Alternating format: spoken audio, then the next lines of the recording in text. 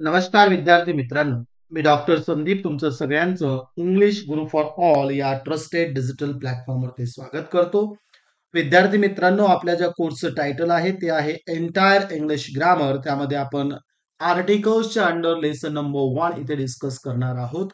Articles English grammar मध्ये कुठले आहेत आणि त्याचा कुठल्या पद्धतीने आपल्याला उपयोग करावा लागतो ते आपण इथे समजावून घेणार आहोत. आर्टिकल्स या टॉपिकच्या अंडर मी टोटल 3 लेसन्स केलेले आहेत, जेणेकरून विद्यार्थ्यांना डिटेलमध्ये आर्टिकल्स काय आहेत हे लक्षात येईल. तर सुरुवात करूया आपण आर्टिकल्स इन इंग्लिश ग्रामर. सुरुवातीला आपण इंट्रोडक्शन टू आर्टिकल्स बघूया. तर आर्टिकल्स हा काय प्रकार आहे बघूयात. Articles is one of the topics in English grammar. English grammar मधील आर्टिकल्स हा एक टॉपिक आहे आणि अतिशय महत्वाचा आहे. तर आर्टिकल्स काय आहेत? Articles are special determiners place before nouns to define them as specific म्हणजे डेफिनाइट और नॉन स्पेसिफिक म्हणजे इनडेफिनाइट. आता या अगोदर एक व्हिडिओ मी टाकलेला आहे बघा, डिटर्मिनर्स म्हणून. त्याच्या अंडर आपण आर्टिकल्स देखील बघितलेले आहेत. म्हणजेच काय, आर्टिकल्स हे नाउन्सच्या अगोदर यूज केले जातात. तर मग कुठल्या नाउन्सच्या अगोदर ते यूज होतात हे देखील आपण बघणार आहोत. आणि त्याचं काम काय आहे, तर एखादी गोष्ट असेल, एखादी व्यक्ती असेल, ठिकाण असेल, वस्तू असेल, काही जरी असेल, तर ते जर स्पेसिफिक असेल तर कुठलं आर्टिकल यूज करायचं, आणि नॉन स्पेसिफिक म्हणजे काय, जे आपल्याला विशिष्ट दिसत नाही किंवा इन जनरल ज्याचा आपण रेफरन्स घेत असतो, त्याला आपण नॉन स्पेसिफिक, नॉन पर्टिक्युलर म्हणा किंवा इनडेफिनाइट असं म्हणतो. तर बघूया. They provide clarity and help avoid ambiguity in communication. मग या आर्टिकलचं काम काय आहे? एक प्रकारची क्लॅरिटी ते आपल्याला देतात. क्लॅरिटी म्हणजे काय? स्पष्टपणा. आणि त्यामुळे आपल्याला अँबिग्विटी म्हणजे काय? कुठल्याही प्रकारचं दुविधा ही कम्युनिकेशन मध्ये राहत नाही. आता इथे काय केलंय बघा, विदाउट आर्टिकल्स इथे एक सेंटेन्स लिहिलेलं आहे. आता विदाउट आर्टिकल्स काय लिहिलंय? I saw dog in park. Read करतानाच आपल्या लक्षात येतं की हे इनकम्प्लीट सेंटेन्स वाटतंय आणि म्हणजे अँबिग्युअस वाटतंय, दुविधा तिथे निर्माण होते. आता विथ आर्टिकल केल्यानंतर बघा, I saw a dog, I saw a dog in the park. आता इथे आपल्याला कम्प्लीट, क्लिअर आणि ग्रॅमॅटिकल असं सेंटेन्स हे आपल्याला आहे असं लक्षात येतं. याचा अर्थ काय? मी पार्क मध्ये, पर्टिक्युलर पार्क हा इथे पर्टिक्युलर, अ म्हणजे एक, आणि जनरल मध्ये देखील येऊ शकतो. म्हणजेच काय, डॉग हे नाऊन आहे, पार्क हे देखील नाऊन आहे. तर या दोन्हीच्या अगोदर काय घेणं गरजेचं होतं? आर्टिकल्स. पण काही ठिकाणी आर्टिकलची गरज पडत नाही. ते देखील कुठल्या सिच्युएशन असतात ते देखील आपण बघणार आहोत. तर विद्यार्थी मित्रांनो, हे झालं इंट्रोडक्शन टू आर्टिकल्स. आणि इंग्लिश ग्रामर मध्ये किती आर्टिकल्स आहेत त्याचा आपण आता टाइप्स ऑफ आर्टिकल्स इथे बघूया. टाइप्स ऑफ आर्टिकल्स मध्ये बघा काय दिलंय. Indefinite articles a and an, आणि डेफिनाइट आर्टिकल द. म्हणजेच आर्टिकल्स कुठले कुठले आहेत? ए आहे, एन आहे आणि द आहे. These are the articles in English language. हे सगळे आर्टिकल्स आहेत इंग्लिश लँग्वेज मध्ये. आणि यांचा उपयोग कुठे होतो ते आपण समजून घेऊया. ए आणि एन जे आहे, use before singular countable nouns, show a general और नॉन स्पेसिफिक रेफरन्स. आणि डेफिनेट आर्टिकल म्हणजे काय? फिक्स सांगते आपल्याला, particular. Use before singular and plural, countable and uncountable nouns, show a specific, unique और प्रिव्हियसली मेन्शन रेफरन्स. तर याची definition फक्त इथे रीड करून जरी घेतली तर चालेल. समोर एक्झाम्पल्स मधनं आणि याचे युसेजेस बघताना हे क्लिअर होणार आहे. आता सगळ्यांनी एक महत्वाचं लक्षात घ्यायचंय. आपल्याला टाइप्स ऑफ नाउन्स ऑलरेडी आपण डिस्कस केलेले आहेत. म्हणजेच काय, जे काउंटेबल नाउन्स असतील, कुठले? काउंटेबल्स, काउंटेबल्स म्हणा किंवा काउंटेबल नाउन्स म्हणा. आणि दुसरं जे आहे अनकाउंटेबल्स, अनकाउंटेबल्स जे आहे. आता काउंटेबल्स जे आहेत म्हणजे जे आपल्याला मोजता येतात in the form of 1 2 3 4 5 infinite. म्हणजेच काय, जे आपल्याला सेपरेटली क्लिअर कट दिसतंय की हे एक दोन, 1 बॉय, 2 बॉयज, 3 बॉयज, 4 बॉयज.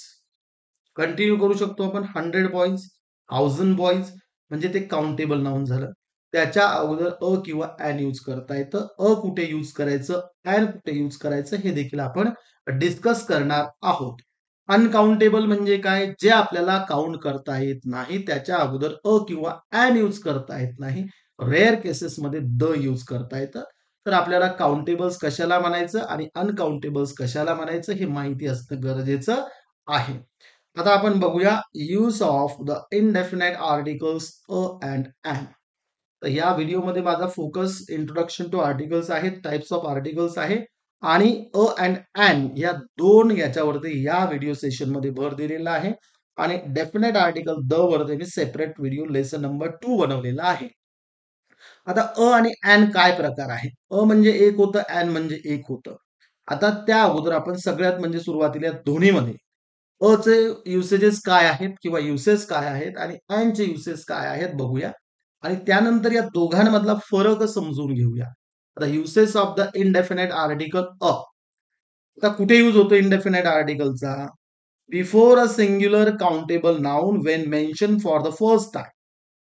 जेव्हा आपण सिंग्युलर बघा सिंग्युलर काउंटेबल नाउन एक वचनी आणि मोजता येणार जर नाम असेल आणि त्याला आपण फर्स्ट टाइम जर यूज करत असू तर त्याला तिथे आपण आर्टिकल यूज करतो.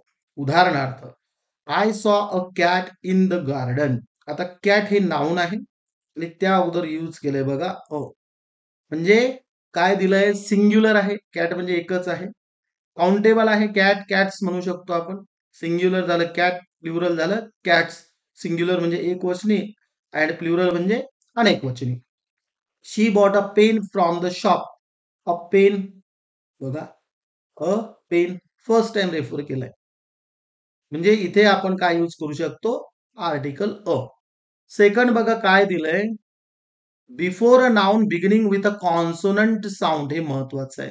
कॉन्सोनंट साऊंड म्हटलंय लेटर नाही. लेटर आणि साऊंड मधला फरक लक्षात घ्या. बऱ्याच वेळेस शिकवताना तुम्हाला असं शिकवलं असेल की आय ओ यू जर असेल आय ओ यू असेल तर तुम्हाला आर्टिकल कुठलं यूज करायचंय ॲन. पण असं नाही. हे लेटरवर ते ठरत नाही. तर हे ठरतं उच्चारावरती. एखाद्या नाउनचा उच्चार कुठला आहे, त्याचं प्रोनन्सिएशन काय आहे, त्यानुसार आपल्याला आर्टिकल्स यूज करायचे आहे. म्हणजे तिथे फिक्स होतं की ॲन फिक्स होतं. तर इथे काय दिलंय, की जेव्हा एखादा नाउन आहे, कॉन्सोनंट म्हणजे व्यंजन असा होतो, म्हणजे त्याचा जर साऊंड आपल्याला प्रोनन्सिएशन मध्ये उच्चारामध्ये जर येत असेल, तर त्याच्या अगोदर आपल्याला आर्टिकल यूज करायचा आहे. लक्षात घ्या, परत सांगतो.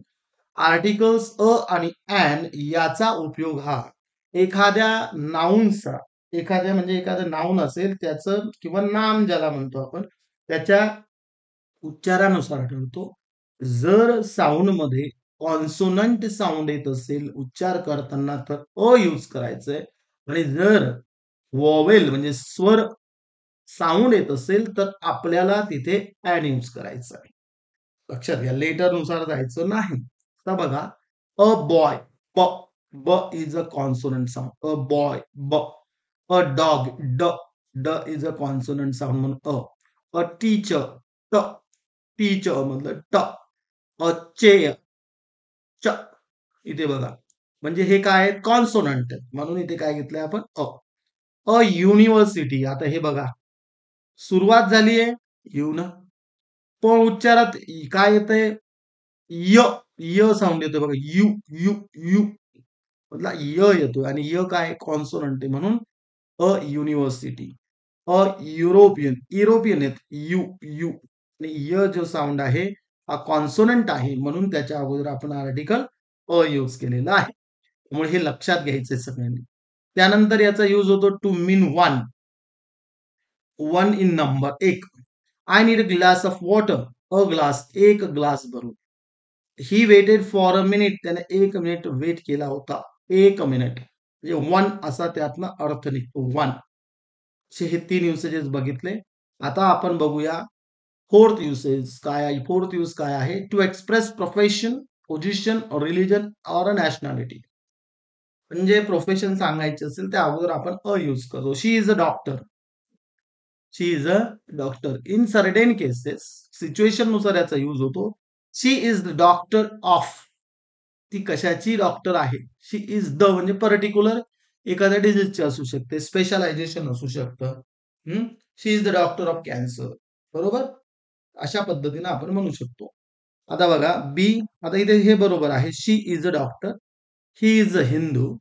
माय फादर इज अ फार्मर. म्हणजे प्रोफेशन दिसतंय आपल्याला. बरोबर. या आणि रिलिजन दिसतंय इथे हिंदूमध्ये. प्रोफेशन इथे परत दिसतंय आपल्याला डॉक्टर म्हणून. सो अशा पद्धतीने आपण अचा यूज करतो to express a type or kind classification. एक प्रकार दाखवतो आपल्याला. He is a genius. Type दाखवलाय classification. That is a lie. चुकीचं आहे. त्यात ते एक चुकीचं आहे.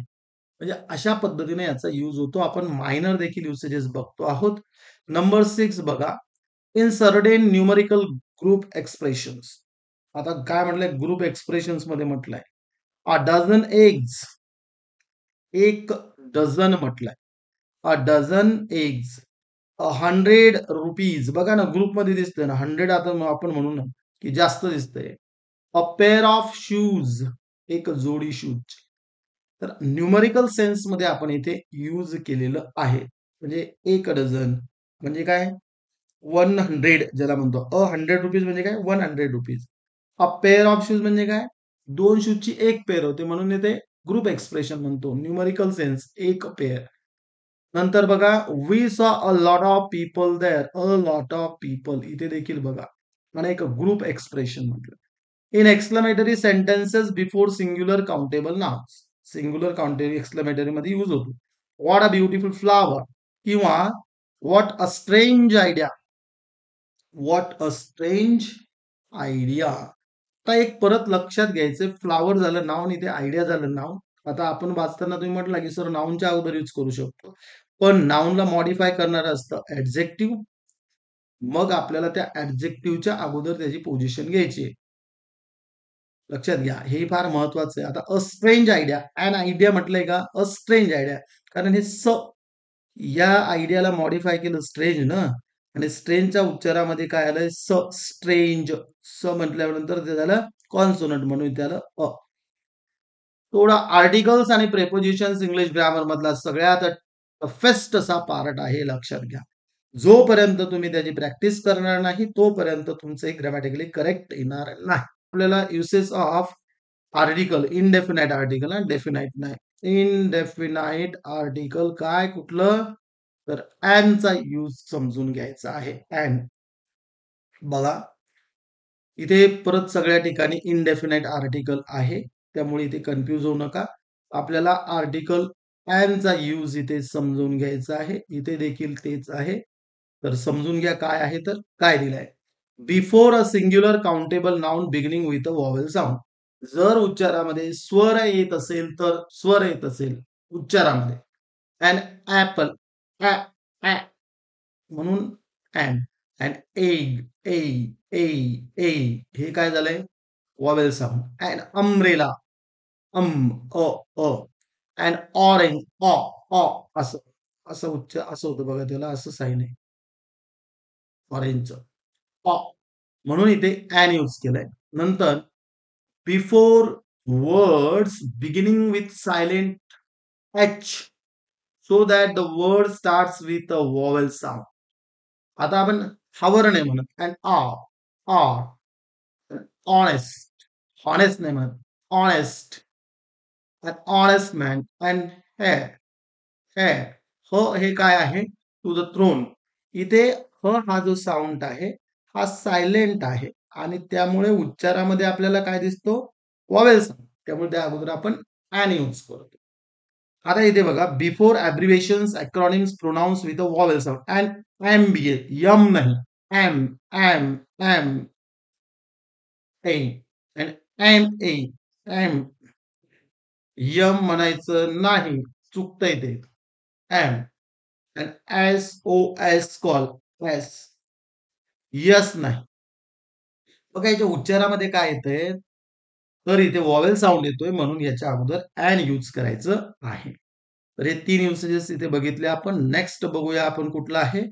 तर number 4 to mean one like a before vowel sound words. म्हणजेच नाउन्स ज्याला म्हणतो आपण. वॉवेल साऊंड आला. I need an answer. एक एक उत्तर. An answer is a vowel sound. स्वर साऊंड आहे. त्यानंतर she had an idea. She had an idea. Idea यामध्ये देखील स्वराचा उच्चार निघतोय म्हणून an idea. One one answer one idea. एक उत्तर एक कल्पना ज्याला म्हणतो आपण. नंबर 5 टू एक्सप्रेस प्रोफेशन और identity with beginning with what beginning with vowel sound is an engineer. She is an artist. आता परत ते वॉवेल साऊंडवरच आहे. वॉवेल साऊंड उच्चार. नंतर number 6 in exclamatory sentences before singular countable nouns beginning with vowel sound. What an exciting match. हे आलंय बघा. हे मॅच झालं नाउन त्याला मॉडिफाय करता एक्साइटिंग. एक्साइटिंग मध्ये एक्साइटिंग इथे वॉवेल साऊंड येतो म्हणून ॲन यूज केलंय. आणि amazing story. Story is a noun त्याला मॉडिफाय करता अमेझिंग अ असा तिथे उच्चारामध्ये स्टार्ट होते अमेझिंग म्हणून त्या अगोदर घेतला आपण अँड. तर विद्यार्थी मित्रांनो आपण सगळे इथे युसेज बघितलेले आहे आर्टिकल अँडचे. तर आतापर्यंत आपण आर्टिकल अ आणि अँड कुठे यूज करायचे बघितलं.